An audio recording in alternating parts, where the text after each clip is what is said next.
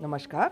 आज के इस वीडियो में आपका बहुत बहुत स्वागत है। आज के वीडियो में आप बहुत ही खास बात सुनने वाले हैं जो सभी के लिए बहुत ही उपयोगी ऐसी जानकारी है। आपने देखा होगा कि कुछ लोग जीवन के इस खेल को बहुत ही आनंद से, उत्साह और लगन के साथ खेलते हैं, तो कुछ लोग इसे बोझ समझकर जीते हैं। कुछ लोगों को पूछो कि आप कैसे हैं तो जवाब मिलता है मज़े में, तो कुछ लोगों का जवाब होता है निराशाजनक, एकदम बोलते हैं बस जी रहे हैं जैसे तैसे। जीवन में कठिनाइयाँ, समस्याएं, जटिल परिस्थितियाँ सबके सामने रहती हैं। इन सारी मुसीबतों को कुछ लोग झेल लेते हैं तो कुछ लोग जल्द ही हार मानकर बैठ जाते हैं। आपने खेल में देखा है क्या, उसमें कोई भी खिलाड़ी खेल खत्म होने के पहले ही हार मानकर, मैदान छोड़कर, पराजय स्वीकार कर खेल के मैदान से हट गया हो? खेल में हारना जीतना इतना मायने नहीं रखता जितना यह महत्व रखता है कि खेल के अंतिम क्षण तक अपनी पूरी शक्ति लगाकर अपने दल की और प्रतिद्वंदियों के विरुद्ध खेलते रहे। यही खेल की विशेषता है। आपने यह भी देखा होगा कि खेल समाप्त होने के बाद लोग खिलाड़ियों के विजय की, पराजय की चर्चा करते हैं।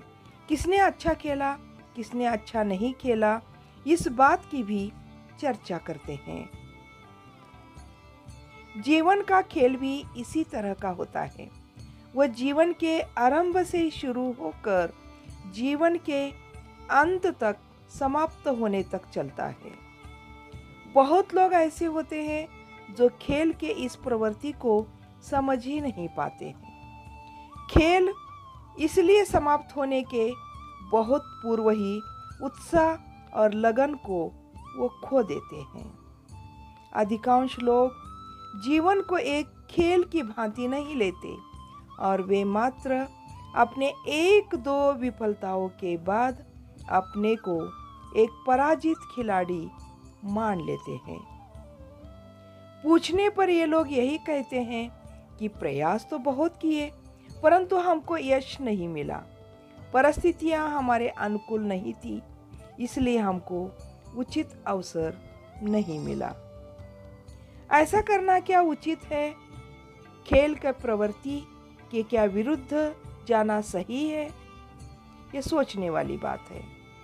यदि आप कुछ महान व्यक्तियों के बारे में सोचें तो पाएंगे कि वह जीवन के अंतिम क्षण तक अपने कार्य में लगे रहे। कई महापुरुष तो ऐसे हुए जिन मृत्यु के पश्चात लोगों ने पहचाना। ईसा मसीह का उदाहरण यहाँ ले सकते हैं। लोगों ने उनको क्रूरतापूर्वक सूली पर चढ़ा दिया।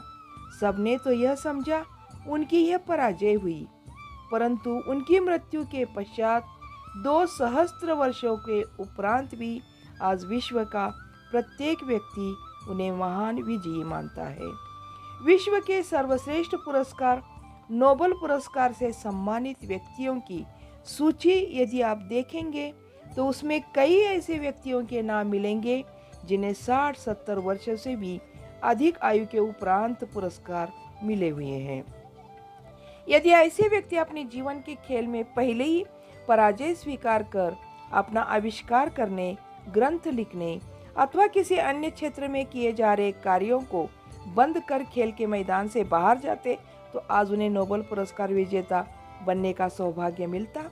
महाकवि वाल्मीकि और वेद व्यास ने रामायण और महाभारत जैसे लोकप्रिय ग्रंथों की रचना अपनी वृद्धावस्था में तो की थी। हमारे यहाँ एक कहावत भी है, मन के हारे हार है, मन के जीते जीत। अर्थात खेल हार जाने से किसी की हार नहीं होती, हिम्मत हार जाने को ही हार मानते हैं। जब तक मनुष्य के भीतर उत्साह है, हिम्मत नहीं हारा है, तब तक उसके विजय होने की भी पूरी की पूरी संभावना होती है। तो इसलिए जीवन को एक खेल की तरह ही मानकर चले। जीवन भर उत्साह, साहस, लगन आदि को अंत तक बनाए रखे। तो मेरे द्वारा दी जा रही मोटिवेशन आपको कैसे लग रही है? कृपया सब्सक्राइब और लाइक, कमेंट, शेयर करके ज़रूर बताएं।